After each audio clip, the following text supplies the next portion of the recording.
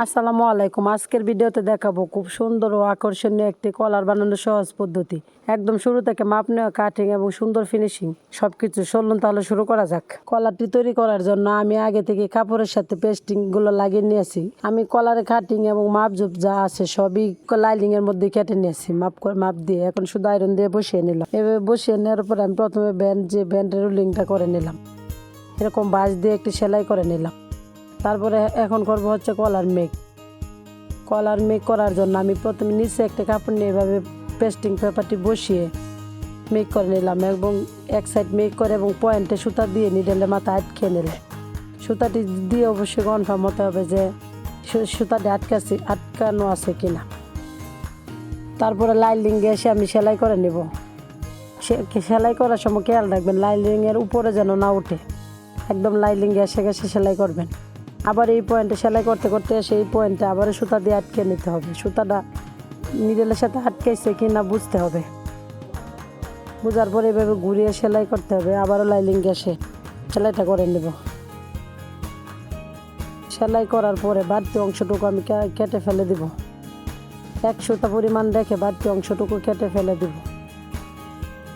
একদম সমানভাবে। তারপর কোনাগুলো আমি সিজারে মাথা দিয়ে কাটিং করে নিব। কাটার পরে এভাবে উল্টে নিব। সুতা টান দিলে কোনাটা সুন্দরভাবে উঠে যাবে।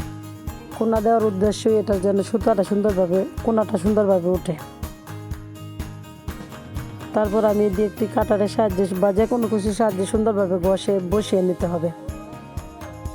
একদম ফ্ল্যাট করে বসিয়ে নিয়ে উপর দিয়ে আমি একটি চাপ সেলাই দিয়ে দিব। দেখুন আমি কিভাবে চাপ সেলাইতে দিচ্ছি। এক সুতা পরিমাণ গ্যাপ রেখে এক সুতা পরে এই গাইডের সমান গ্যাপ রেখে আমি সেলাইটা দিয়ে দিচ্ছি। আর আপনাদের যাদের এই গাইড নেই তারা এক সমান পরিমাণ গ্যাপ রেখে দিয়ে দিবেন। এক সুতা পরিমাণ সোজা রেখে একদম দিয়ে দিবেন টপ সিনটা। তারপরে কোনা সুতাগুলো উঠিয়ে ফেলে দেব। বাড়তি অংশটুকু আমি কাটিং করে নিব। দেখুন আমি কিভাবে কাটিং করে নিলাম।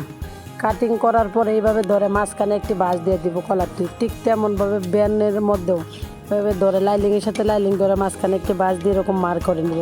মার করার পরে আমি বাড়তি অংশটুকু কেটে এক সুতা পরিমাণ রেখে বাড়তি অংশটুকু কেটে ফেলে দিব। ফালানোর প্রথমে ইনসাইড দিব, তারপরে কলার, তারপরে ব্যানের অংশটা এভাবে কাট মার তিনোটা একসাথে মিলানোর পরে জয়েন করে নেব। লাইলিংয়ের যে ব্যানের যে লাইলিং এটা গ্যাসে আমি সেলাই করে নেব এবং নিচে তিনটারই অ্যালাউন্স সমান রাখতে হবে। ঠিকভাবে সমানভাবে বসিয়ে আমি এভাবে জয়েন করে নেব। করার পরে বাড়তি অংশটুকু কেটে উল্টিয়ে নেব এবং কলমের সাহায্যে কোনাগুলো উল্টিয়ে নেব। উল্টানোর পরে আমি এভাবে একটু চাপ সেলাই দিয়ে দিব। চাপ সেলাই দিয়ে পুরোটা কমপ্লিট করে নেব। নিচতে এক সুতা পরিমাণ কম রাখবো জয়েন্টের জন্য এবং জয়েন্টের কাপড়টা রেখে বাড়তি অংশটুকু কেটে নেব। আশা করি কলারটি বানানোর পদ্ধতি আপনাদের ভালো লেগেছে। ভিডিওটি ভালো লাগলে লাইক দিন এবং সাবস্ক্রাইব করে পাশে থাকবেন।